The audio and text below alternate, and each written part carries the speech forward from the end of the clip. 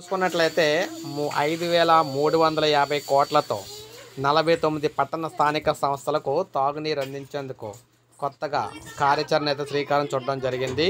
పురపాలిక పట్టణాభివృద్ధి శాఖ ముఖ్య కార్యదర్శి సురేష్ కుమార్ గారు అయితే తెలియజేశారు.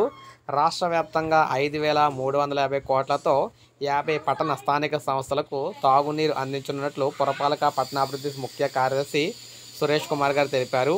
ఏఐఐబి ఆర్థిక సహాయంతో ప్రస్తుతం 25 పట్టణ స్థానిక సంస్థల్లోనే ఈ ప్రాజెక్ట్ అమల్లో ఉండగా మరో 24 పట్టణ స్థానిక సంస్థల విస్తరణకు చర్యలు అయితే తీసుకుంటున్నామని చెప్పారు.